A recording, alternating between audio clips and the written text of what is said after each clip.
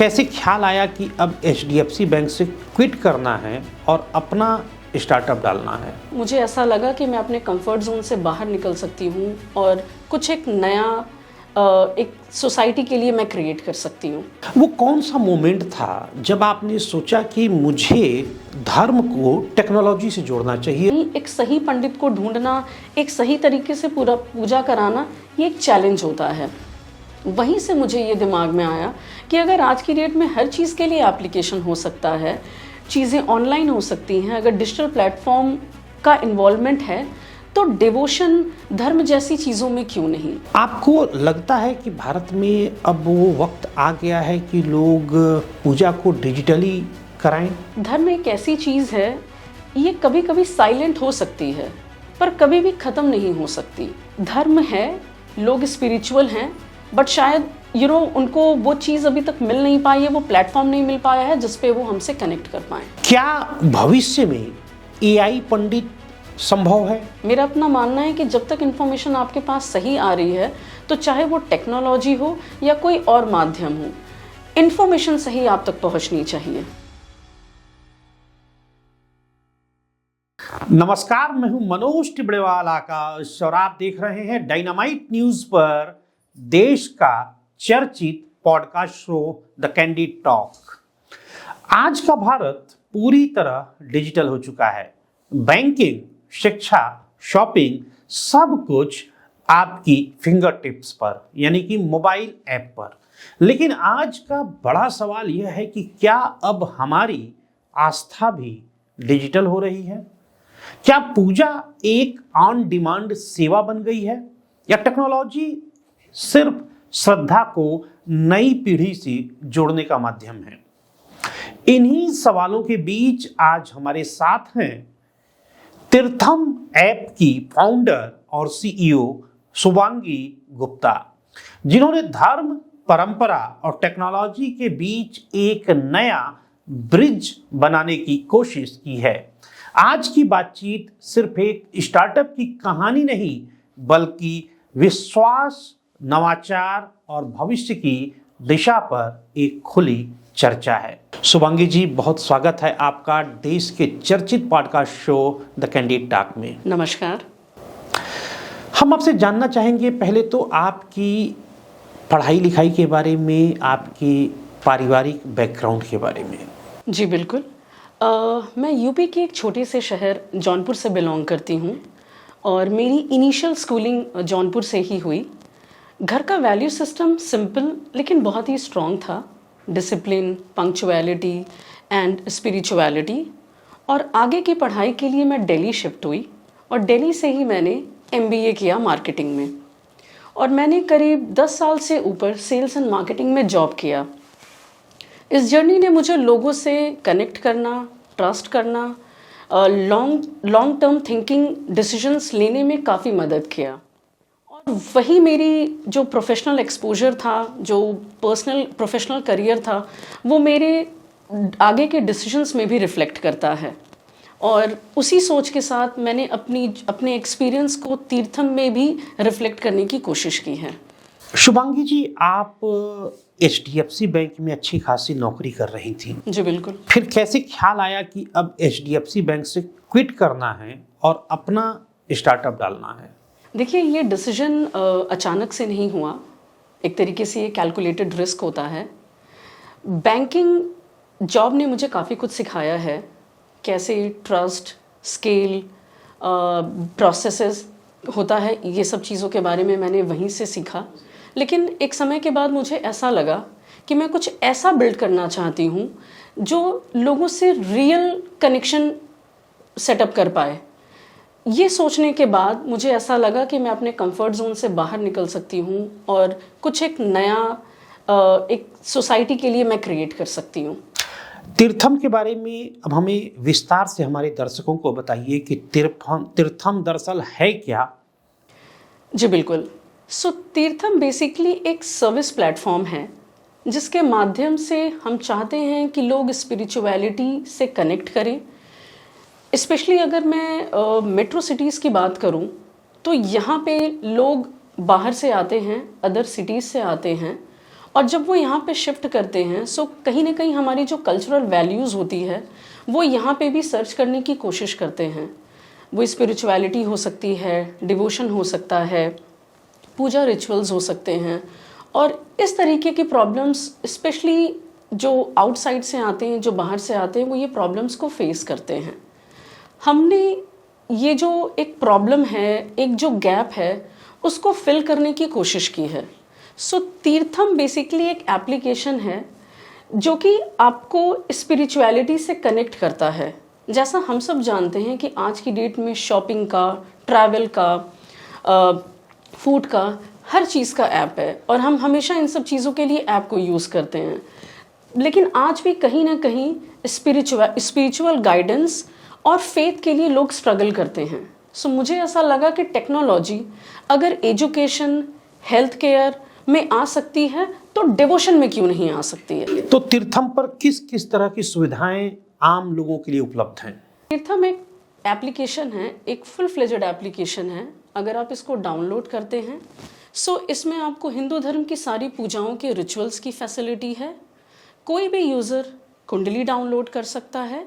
App आपको help करती है कि ऐप आपको डेली अलर्ट्स के नोटिफिकेशंस आते हैं जिसमें डेली बेसिस पे जो आप छोटे छोटे रेमेडीज़ होते हैं 5 to 10 मिनट्स के, वो कर सकते हैं। और इसी के साथ ऐप आपको नोटिफाई करता है आपके कुंडली के बेसिस पे कि आपको कौन सी पूजा करानी चाहिए, क्योंकि हमारी जो कुंडली होती है वो कहीं ना कहीं हमारी एक पूरी लाइफ का एक समरी होता है। और आप अगर एक सही कुंडली कहीं से भी आप चेक कराते हैं तो आपको पता चल सकता है कि आपके दशा क्या है, दोष क्या है, किस तरह से आपके जो प्लैनेट्स हैं आपकी लाइफ को इफ़ेक्ट करते हैं।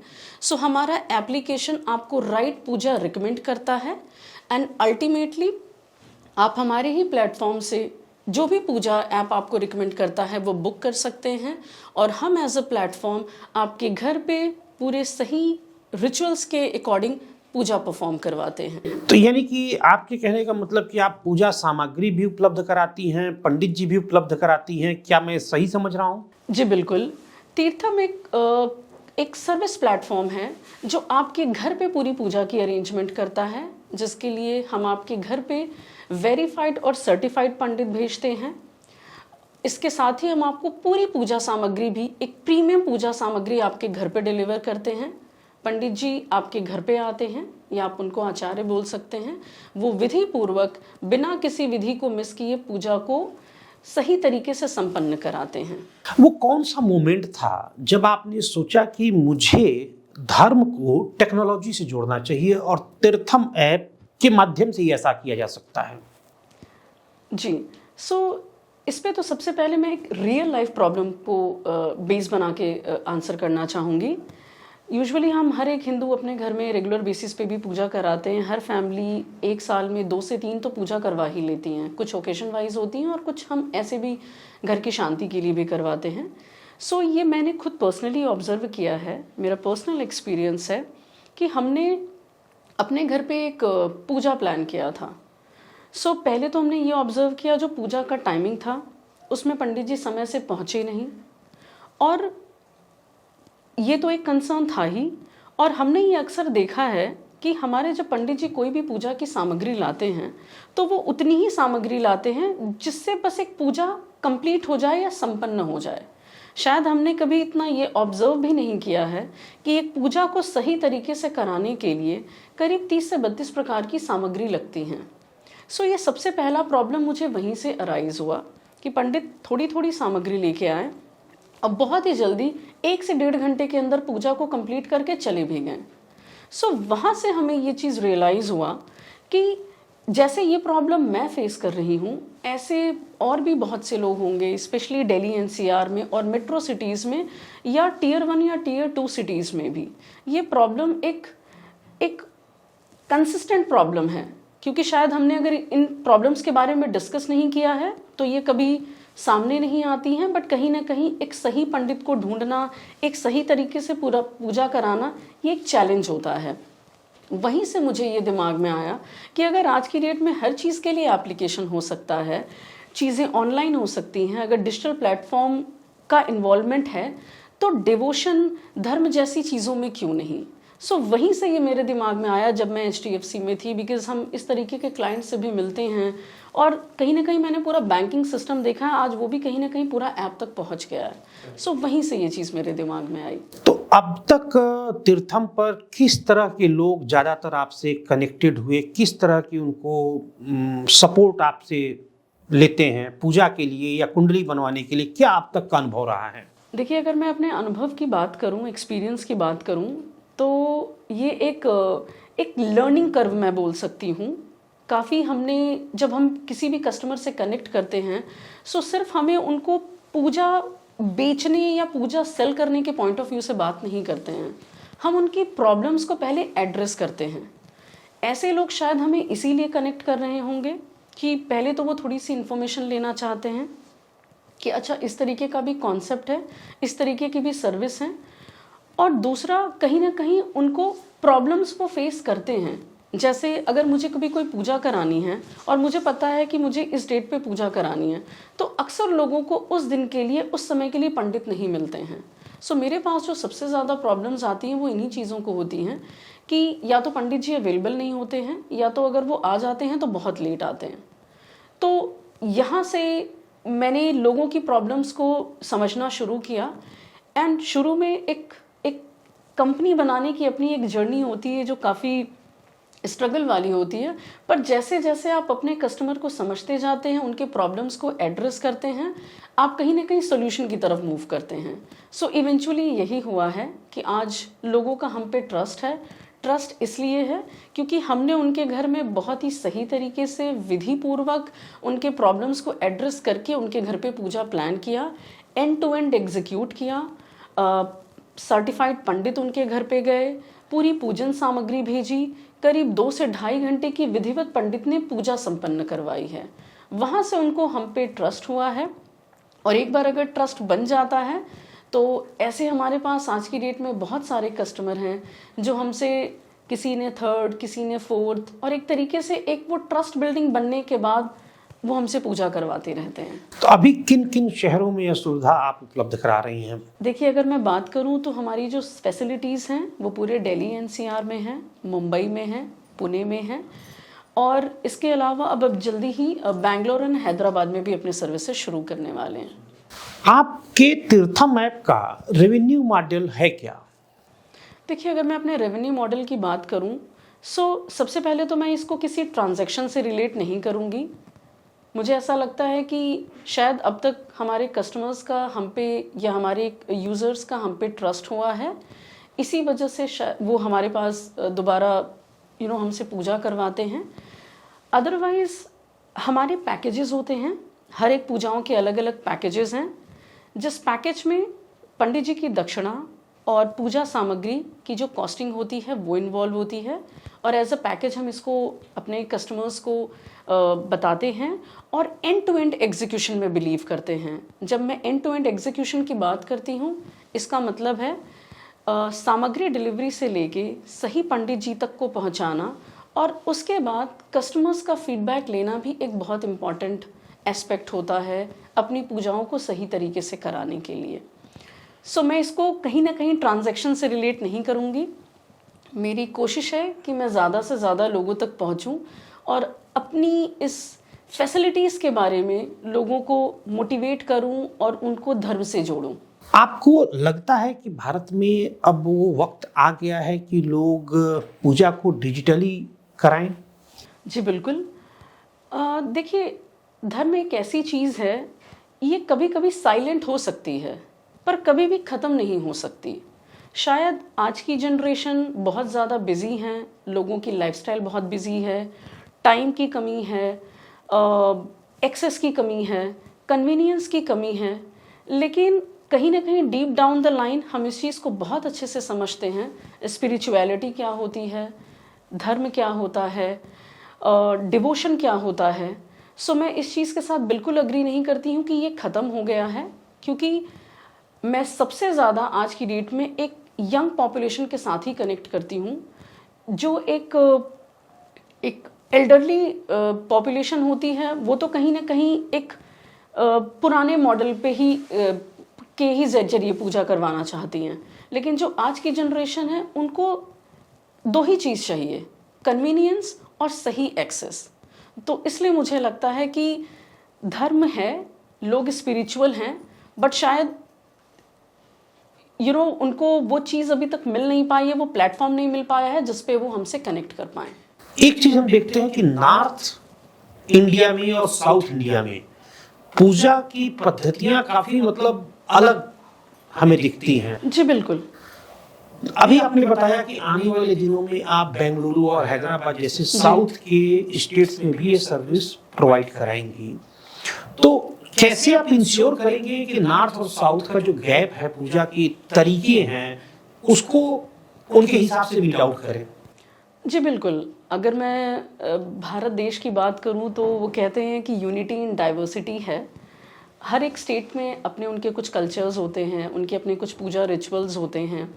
और हमारे पास जितने भी मेट्रो सिटीज़ हैं, अगर मेरे पास हर एक रीजन के अकॉर्डिंगली हमारे पंडितों के टाई अप होते हैं, पंडितों के साथ हम टाई अप करते हैं, चाहे वो बंगाली हो, चाहे वो तेलुगु हो, तमिलियन हो, कन्नड़ा हो, महाराष्ट्रियन हो या नॉर्थ इंडियन स्टाइल में हो। तो हमारे पास हर जगह के पंडित आज की डेट में हमसे जुड़े हुए हैं। और पूजा पद्धति भी बहुत ज़्यादा डिफर नहीं करती है। कुछ रिचुअल्स होते हैं जो उनके हमारे रिचुअल्स से थोड़े अलग होते हैं। सो जिसकी जैसी रिक्वायरमेंट होती है, अगर मेरे पास एक कोई साउथ इंडियन पूजा आती है तो हमारी कोशिश होती है कि हम उन्हीं की पद्धति में, उन्हीं की पूजा रिचुअल्स को फॉलो करके पूजा को संपन्न कराएं, क्योंकि हमारे पास हर तरह के, हर कल्चर के पंडित आज की डेट में हमसे जुड़े हुए हैं। एक चीज़ और समझना चाहेंगे कि रिलीजियन बेस्ड, धार्मिक बेस्ड जो स्टार्टअप होते हैं, इनको ऑपरेट करने में किस तरह के चैलेंजेस आते हैं? देखिए, अगर मैं चैलेंजेस की बात करूं तो ये मेरा पर्सनल एक्सपीरियंस है। चैलेंजेस हैं, लेकिन वो कहते हैं कि अगर आप सॉल्यूशन ढूंढेंगे तो आपको सॉल्यूशन मिलेगा। अगर आप अपने को प्रॉब्लम्स में रखेंगे तो आपको सिर्फ प्रॉब्लम्स ही दिखाई देंगी। जो मेरी ये जो जर्नी रही है, शुरू में हमें भी काफ़ी एक तरह से स्ट्रगल हुआ है। लोगों का हम पे ट्रस्ट नहीं होता था। उन्हें लगता था कि अच्छा, इस तरीके का भी एक कॉन्सेप्ट हो सकता है क्या? हमें किसी प्लेटफॉर्म से पंडित भी मिल सकते हैं, और अगर पंडित मिल सकते हैं तो क्या हमें पूरी पूजा सामग्री भी मिलेगी? अगर पूरी पूजा सामग्री भी मिलती है तो क्या गारंटी है कि जो पूजाएं हो रही हैं वो सही तरीके से हो रही हैं या नहीं हो रही हैं? सो ये भी अपने आप में एक जर्नी रही है, एक प्रोसेस रहा है। और मैं ये बोलूँगी कि लोग धार्मिक हैं, पूजाएं हर कोई कराना चाहता है। जैसे मैंने आपको बोला कि कहीं ना कहीं कन्वीनियंस और एक्सेस की कमी थी। वो जो एक गैप था उसको आप पूरा कर रही हैं। नहीं था, उस गैप को हमने ब्रिज करने की, या उस गैप को हमने एड्रेस किया है। आपके हिसाब से टेक्नोलॉजी श्रद्धा को और ज़्यादा सरल बनाती है? जी बिल्कुल। जैसा कि मैंने अभी आपको बताया कि अगर मैं यूथ की बात करूं या मेट्रो सिटीज़ की बात करूं, सो हम अपना मैक्सिमम टाइम मोबाइल पे स्पेंड करते हैं। और हमारी एक हैबिट बन चुकी है कि हम हर चीज़ें ऐप से ही ऑर्डर करते हैं। सो उस चीज़ को ध्यान में मुझे लगा कि अगर सारी चीज़ें ऐप के माध्यम से अवेलेबल हो सकती हैं तो डिवोशन, पूजा रिचुअल्स जैसी चीज़ें भी इजीली एक्सेसिबल हैं। क्या भविष्य में एआई पंडित संभव है और हमारा समाज क्या उसे स्वीकार करेगा? देखिए, भविष्य के बारे में अगर मैं इस चीज़ को लेकर के ये बोलूँ तो हमें कहीं ना कहीं पता है कि आज की डेट में हम सारी इन्फॉर्मेशन चैट जीपीटी जैसी जगह से हम इन्फॉर्मेशन गैदर करते हैं। और अगर इन्फॉर्मेशन सही मिल रही है, मेरा अपना मानना है कि जब तक इन्फॉर्मेशन आपके पास सही आ रही है, तो चाहे वो टेक्नोलॉजी हो या कोई और माध्यम हो, इन्फॉर्मेशन सही आप तक पहुंचनी चाहिए।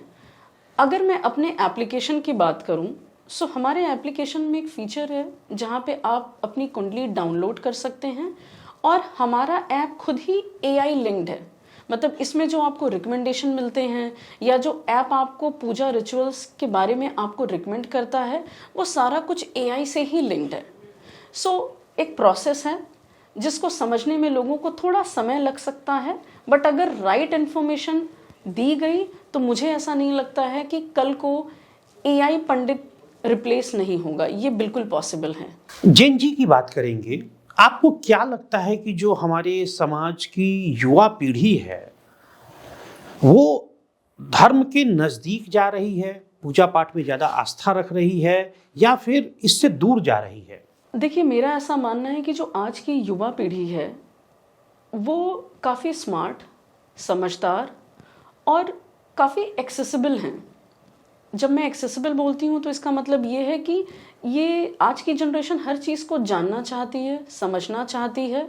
कोई चीज़ें अगर हमारी पुरानी भी हैं तो अगर आप इनको कुछ भी समझाएंगे तो वो समझना चाहते हैं। मुझे ऐसा नहीं लगता है कि किसी तरह की कोई परेशानी है। आज की जनरेशन को अगर आपने सही से गाइड किया, कुछ भी आपने समझाया, तो वो बहुत इजीली चीज़ों को अडेप्ट कर लेते हैं। और उनका भी रुझान कहीं ना कहीं धर्म के प्रति है, बिकॉज पहले ऐसा होता था कि धर्म की चीज़ें लोगों के घर तक ही सीमित थी। आज की डेट में मल्टीपल चैनल्स हैं, मल्टीपल प्लेटफॉर्म्स हैं, सो कहीं ना कहीं वो इन्फॉर्मेशन धर्म से रिलेटेड भी गैदर करते हैं। आप देख सकते हैं कि चाहे वो यूट्यूब हो या गूगल हो, आपको हर जगह पूजा रिचुअल्स के बारे में या मंदिरों के बारे में या मंदिर टूरिज्म के बारे में एक कहीं ना कहीं ओपन एक्सेस है। सो आज की यूथ धर्म से जुड़ी हुई है। पंचांग, बुकिंग सिस्टम और पूजा प्रक्रिया, ये इन सब चीजों को टेक्नोलॉजी से जोड़ना क्या आपके लिए कॉम्प्लेक्स रहा? देखिए, हर एक कंपनी बनने की एक अपनी एक जर्नी होती है। सो सबसे पहले तो एज अ फाउंडर आपको इन चीज़ों के बारे में खुद इंफॉर्मेशन गैदर करनी पड़ती है, खुद अपने आप को नॉलेजेबल बनाना पड़ता है, फिर उसके बाद ही आप अपनी चीज़ें लोगों तक पहुंचा सकते हैं। सो अगर मैं बात करूं तो यस, ये काफ़ी चैलेंजिंग था। पहले तो आपको लोगों की या कंज्यूमर्स की रिक्वायरमेंट समझनी होती हैं। Puja is a way of expression कि आप एक पूजा करा रहे हैं, बट आज के लोग पूजा क्यों करवाना चाहते हैं, इस प्रॉब्लम को एड्रेस करना बहुत ज़रूरी है।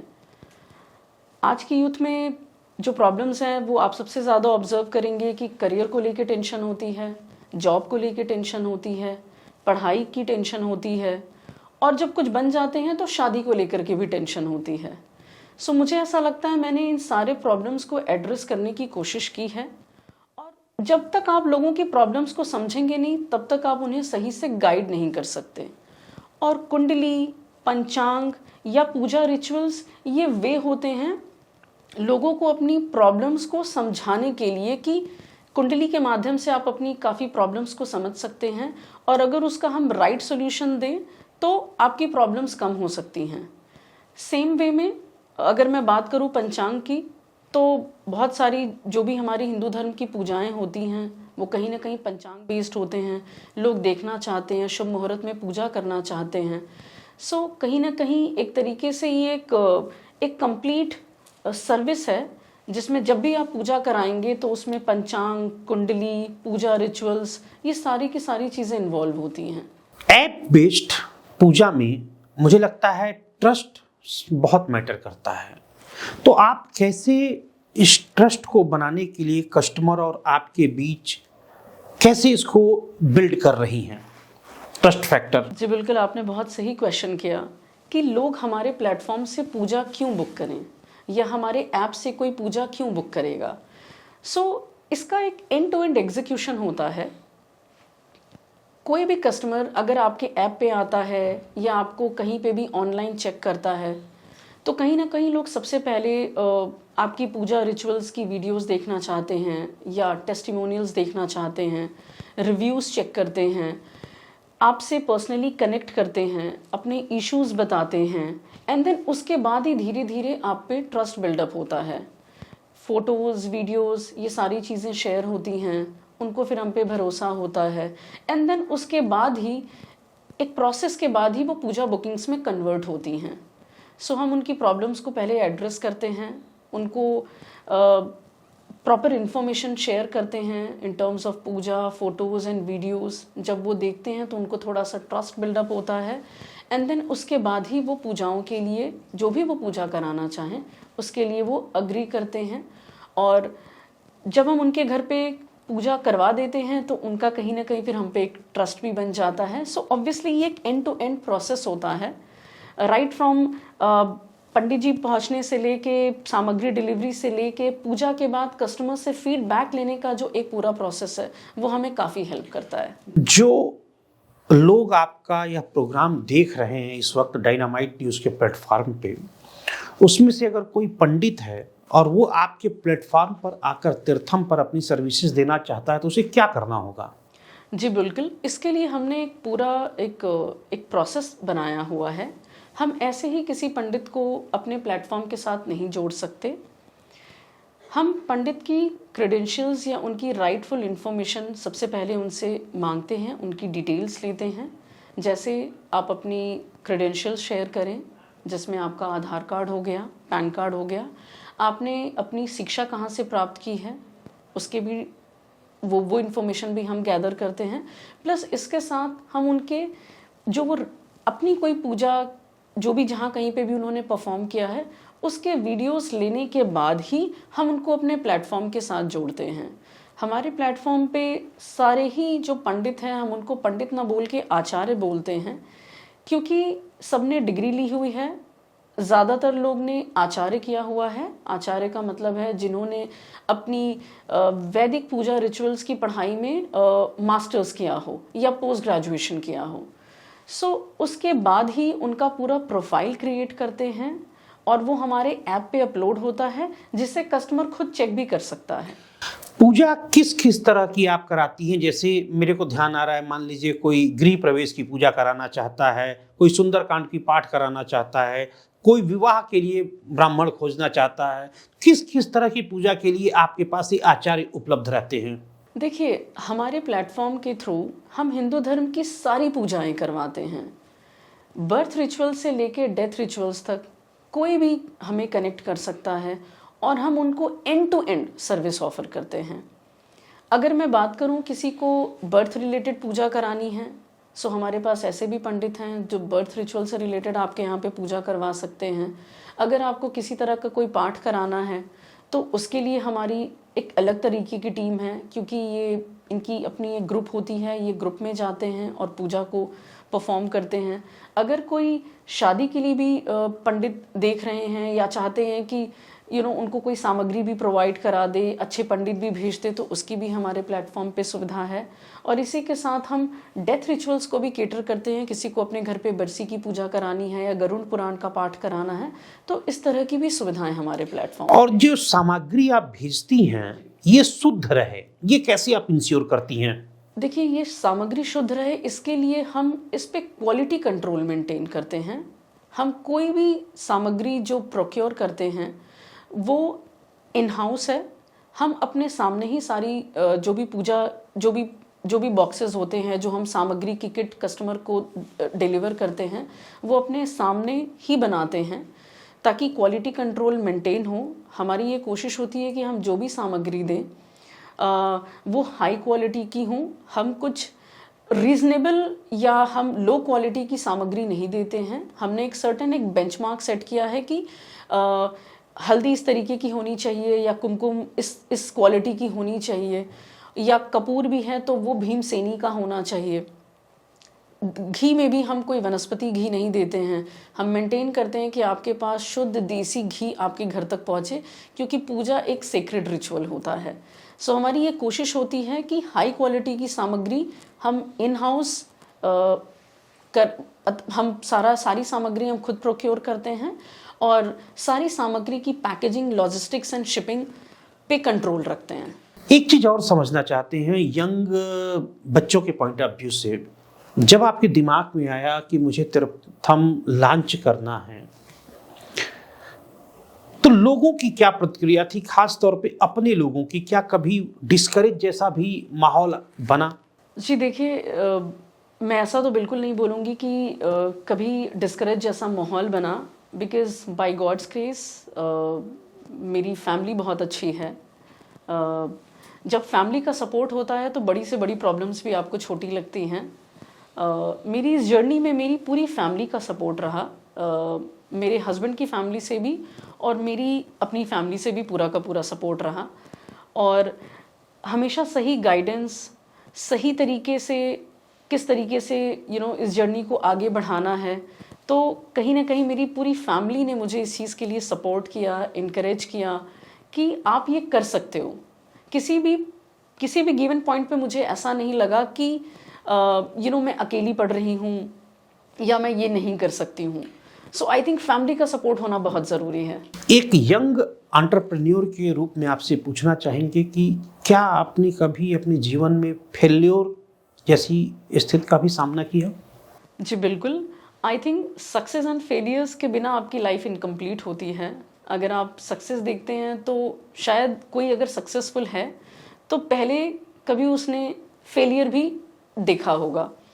सो सेम मेरे साथ भी ये चीज़ लागू होती है, एप्लीकेबल होती है।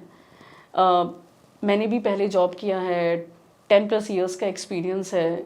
कभी कभी हमें भी अपनी जॉब को क्विट करना होता था, फिर हम दूसरी जॉब में जाते थे, तो वो भी एक लर्निंग कर्व होता है। और डेफिनेटली ये मेरा एक तरह से पहला स्टार्टअप है, बट यहाँ तक पहुँचने के लिए काफ़ी कुछ फेलियर्स का सामना तो मैंने भी किया है। महिला एंटरप्रेन्योर होने के नाते आपके सामने इस जर्नी में सबसे बड़ी चुनौती क्या आई? देखिए, अगर मैं अपनी चुनौती की बात करूं तो जब मैंने अपनी ये जर्नी शुरू की थी तो उस टाइम पे बहुत सारे डाउट्स थे कि इसको हम आगे कैसे लेके जाएं, इसको हमें कैसे स्केल करना है, या 1 ईयर या 2 ईयर डाउन द लाइन आप अपने आप को कहाँ पे देखते हैं। सो वहाँ तक पहुँचने की अपनी एक जर्नी रही है, और एक टफ फेज़ भी होता है जहाँ पे आप लोगों से कनेक्ट करना चाहते हैं और आपको सही रिस्पॉन्स नहीं मिलता है। सो उस पॉइंट ऑफ टाइम पे डिस्करेजमेंट भी होता है, बट वो कहते हैं ना कि आप अपने आप को, जब आप एक फाउंडर बनते हैं या एक एंटरप्रेन्योर बनते हैं, तो आप अपने आप को कभी भी उस सिचुएशन में नहीं रख सकते जहाँ पे आप अपने आप को लो फील करें। मोटिवेशन आपको लाना पड़ता है, हर दिन काम पे जाकर के आपको काम करना है, समझना है। एक दिन अगर आपका ख़राब गया है या बुरा गया है तो ऐसा नहीं है कि अगला दिन भी वैसा ही होगा, और अपने आप में एक जर्नी होती है। धीरे धीरे करके मैंने ये चीज़ें ऑब्जर्व की हैं कि चीज़ें अपनी जगह पे खुद पड़ने लगती हैं। एक और चीज समझना चाहेंगे। जी बिल्कुल। अगर कोई कहे कि धर्म का, रिलीजन का स्टार्टअप नहीं होना चाहिए, तो ऐसे लोगों को आप क्या जवाब देंगे? देखिए, जब मैंने ये शुरू में काम शुरू किया था तो मेरे इंस्टाग्राम पे या फेसबुक पे इस तरह के बहुत सारे कमेंट्स आते थे कि आपने धर्म को बिजनेस बना रखा है या आपने धर्म को धंधा बना रखा है। और ये इस तरीके के कमेंट्स शुरू में बहुत ज़्यादा मेरे पास आए हैं। तो एक सोसाइटी का एक सेगमेंट है जो वो इस चीज़ को एज अ बिजनेस ही कंसिडर करेगा।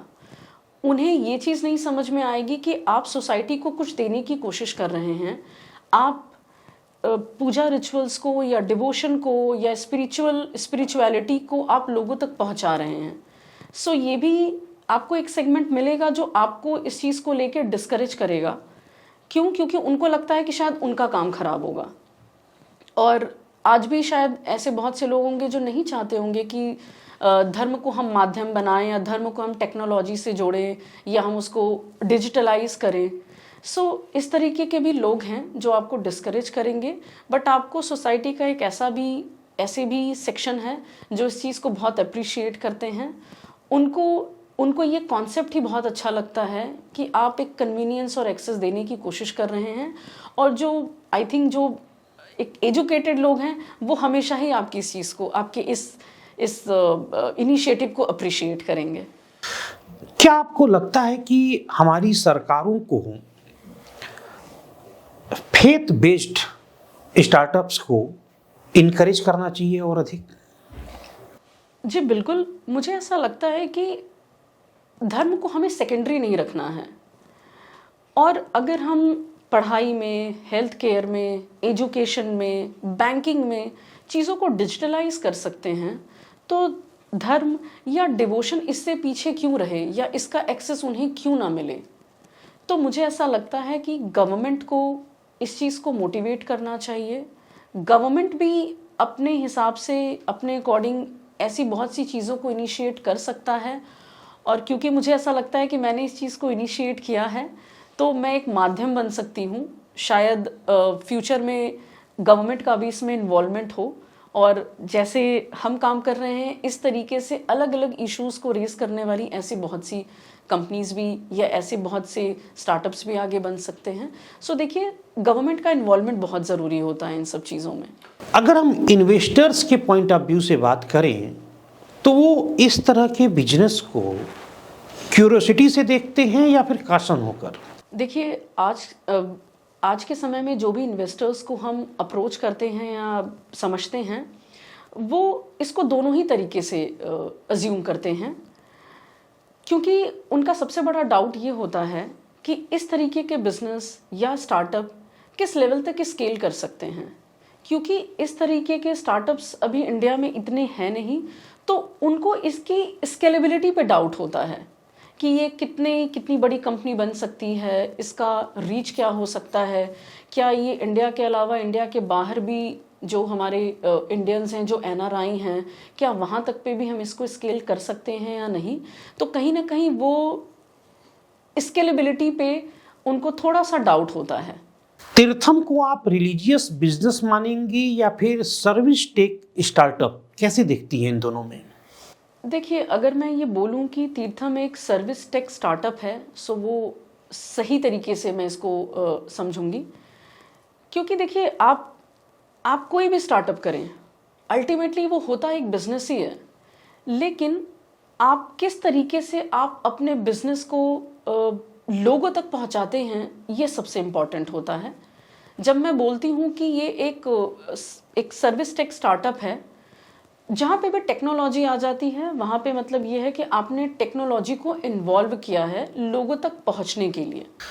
जेन जी के पॉइंट ऑफ व्यू से बात करेंगे, यदि किसी यंगस्टर के मन में आ रहा है कि मुझे नौकरी छोड़नी चाहिए, तो कौन सी बात उसको ध्यान में रखनी चाहिए? नौकरी छोड़कर यदि कोई अपना स्टार्टअप स्टार्ट करना चाहता है तो उसे क्या सोचना चाहिए? देखिए, अगर मैं जेंसी की बात करूं तो मुझे ऐसा लगता है कि किसी भी स्टार्टअप में आने से पहले आपको अपना एक होमवर्क भी करना होता है। आपको समझना पड़ेगा कि सोसाइटी या हमारी सोसाइटी क्या प्रॉब्लम्स फेस कर रही हैं, और उन प्रॉब्लम्स को हम कैसे एड्रेस कर सकते हैं, वो सबसे ज़रूरी होता है। क्योंकि कहीं ना कहीं इस तरह की चीज़ें लोग, सोसाइटी प्रॉब्लम फेस कर रही होगी, तभी एक इस तरीके से स्टार्टअप आते हैं और आपकी लाइफ को ईजी और एक्सेसिबल बनाते हैं। ये आप किसी भी इंडस्ट्री या किसी भी प्लेटफॉर्म्स की आप बात करें, चाहे वो ट्रैवल के लिए हो या फूड के लिए हो या ग्रॉसरीज के लिए हो या शॉपिंग के लिए हो, हर एक टेक्नोलॉजी आपके प्रॉब्लम्स को सिंपल और एक्सेसिबल बनाती है। सो मुझे ऐसा लगता है जेंजी को भी, आज की जेंजी बहुत स्मार्ट है, वो प्रॉब्लम्स को पता कर सकती हैं कि किस तरह के इश्यूज़ हैं, और राइटफुल वे में आपको उनके प्रॉब्लम को एड्रेस करना होता है। सो आई थिंक ये एक मंत्र है। क्या आपको लगता है कि बिना पैसे के और नेटवर्क के भी स्टार्टअप स्टार्ट किया जा सकता है? देखिए, अगर आपका आइडिएशन अच्छा है, अगर आप जिस प्रॉब्लम को आप एड्रेस करना चाहते हैं वो लोगों तक पहुंचेगा, तो मेरा ऐसा मानना है कि ज़रूरी नहीं है कि इसमें सिर्फ पैसे का ही इन्वॉल्वमेंट होता है। आपने सुना होगा ऐसी बहुत सी कंपनीज होती हैं, अगर वो सही प्रॉब्लम्स को एड्रेस करती हैं, सो कम पैसे के इन्वेस्टमेंट में भी या कम पैसा लगा करके भी आज की डेट में वो बहुत बड़ी कंपनीज बनी हैं। बट येस, अगर मैं नेटवर्किंग की बात करूं, सो डेफिनेटली नेटवर्किंग आपको बहुत हेल्प करती है। ये आपको एक राइट एक्सेस देती है सही लोगों तक पहुंचने के लिए। और आज की डेट में क्योंकि चीज़ें डिजिटल हो चुकी हैं, तो नेटवर्किंग तो हेल्प करती है, बट अगर आपने सही तरीके से अपनी नेटवर्किंग को इस्तेमाल किया, आपने यूज़ किया, तो आप बहुत कुछ कर सकते हैं। आप अपने बिजनेस में ग्रोथ और प्रॉफिटेबिलिटी के बीच कैसे संतुलन मेंटेन करती हैं? देखिए, किसी भी कंपनी की ग्रोथ उनसे जुड़े कस्टमर्स से होती है। अपने ट्रस्ट भी अपने आप में एक बहुत बड़ा इन्वेस्टमेंट होता है। अगर आपका एक कस्टमर आप पे ट्रस्ट करता है तो वो डेफिनेटली आप तक दोबारा आएगा या आपके सर्विसेज को यूज़ करेगा। सो धीरे धीरे अगर आप अपने ट्रस्ट को अपने कस्टमर्स पे या लोगों तक आप बनाते हैं या मेंटेन करते हैं, तो कहीं ना कहीं वो आपका ट्रस्ट एज ए इन्वेस्टमेंट काम करता है, और वही इन्वेस्टमेंट आपका ग्रोथ और वही इन्वेस्टमेंट आपकी प्रॉफिटेबिलिटी में कन्वर्ट होता है। अगर मैं आपसे कहूं कि 20-21 साल के नौजवान को आपकी क्या सलाह होगी तो क्या कहेंगे? देखिए 20, 21 या 22 ईयर ओल्ड के लिए मैं ये मैसेज देना चाहूँगी कि आप अपनी पढ़ाई तो आप करें, डेफिनेटली एजुकेशन सबसे इम्पॉर्टेंट होती है, बट आपको अपने इन्वायरमेंट में, आपको अपने सराउंडिंग्स को भी ऑब्जर्व करना चाहिए। आज की पेरेंट्स भी कहीं ना कहीं अपने बच्चों को इतना ज़्यादा एजुकेशन में इन्वॉल्व करवा देते हैं कि वो कहीं ना कहीं अपने आप को थोड़ा आइसोलेटेड भी फील करते हैं। ये पेरेंट्स की भी रिस्पॉन्सिबिलिटी बनती है और यंगस्टर्स की भी, यंग जनरेशन की भी रिस्पॉन्सिबिलिटी बनती है कि आप अपने वैल्यू सिस्टम को, कल्चर को, आप अपने रूट्स को कभी भी ना छोड़ें, आप जुड़े रहें। धर्म एक माध्यम होता है। किसी धर्म का मतलब ये नहीं होता है कि आप किसी एक पर्टिकुलर रिलीजन को बिलोंग करते हैं। धर्म का मतलब होता है आप कोई भी काम बहुत ही श्रद्धा और सही तरीके से करें। हमने अगर अपना काम सही तरीके से किया है तो उसको भी हम बोलेंगे कि हाँ, आपने धर्म के साथ अपना काम किया। सो मैं चाहूँगी यंगस्टर्स को कि get back to your roots, understand your culture. Indian culture बहुत ही रिच है और इसकी अपनी एक मान्यता है, और मैं चाहूँगी कि लोगों को अपने धर्म से, अपने रूट से कनेक्ट होना चाहिए। इससे आपको बहुत कुछ सीखने को मिलती हैं। बहुत सारी किताबें हैं, बहुत सारे वेद हैं, बहुत सारे पुराण हैं। अगर हम अपनी पढ़ाई पे फोकस कर सकते हैं तो ऐसा नहीं है कि हम इस तरह की ग्रंथों को या पुस्तकों को हम नहीं पढ़ सकते हैं, वो भी हम कर सकते हैं। दुनिया भर में भारतीय लोग फैले हुए हैं, एनआरआईज। क्या तीर्थम की कोई योजना यह भी है कि एनआरआईज तक भी यह सुविधा उपलब्ध कराई जाए? जी बिल्कुल, क्योंकि मुझे ऐसा लगता है कि जो इंडियंस या यहाँ के लोग इंडिया में रह रहे हैं तो इनके लिए तो फिर भी इजीली पंडित को अप्रोच करना या सामग्री कलेक्ट करना या कोई भी पूजा रिचुअल्स कराना फिर भी इजी होता है। मे बी कोई अगर मेरे प्लेटफॉर्म से नहीं कराएगा फिर भी उसके पास कहीं ना कहीं एक इजी एक्सेस होता है। लेकिन मैं अगर एनआरआई की बात करूं सो ये एक काफ़ी बड़ा एक सेगमेंट है जो इन सब चीज़ों से अभी भी अनटच्ड है। वो करवाना चाहते हैं, they want to be religious, they want to be spiritually connected, but कहीं ना कहीं उनको वो एक कन्वीनियंस और एक्सेस नहीं मिल पा रहा है। सो डेफिनेटली हमारे फ्यूचर में प्लान्स हैं कि हम अब एनआरआईज को भी अपने प्लेटफॉर्म के जरिए इस तरह की सुविधाएं देना शुरू करें। शुभांगी जी, हमारे द कैंडिड टॉक में बातचीत के लिए वक्त निकालने के लिए आपका बहुत बहुत धन्यवाद। आपका भी बहुत बहुत धन्यवाद। तो आप देख रहे थे द कैंडिड टॉक। आज हमने चर्चा की शुभांगी गुप्ता जी से। आज हमने सिर्फ एक स्टार्टअप की नहीं बल्कि इस सवाल की भी चर्चा शुभांगी जी से की कि क्या धर्म और टेक्नोलॉजी साथ साथ चल सकते हैं। तीर्थम ऐप यह दिखाता है कि आस्था बदली नहीं जा रही बल्कि उसे समय के अनुसार नया रूप दिया जा रहा है। अब असल सवाल आपसे ही है कि क्या श्रद्धा को आसान बनाना गलत है या यही असली भविष्य है। आप अपनी राय हमें कमेंट में जरूर दीजिए। मैं मनोज टिबड़ेवाल आकाश आपसे फिर मिलूंगा द कैंडिड टॉक में देश की एक और चर्चित शख्सियत के साथ। तब तक धन्यवाद।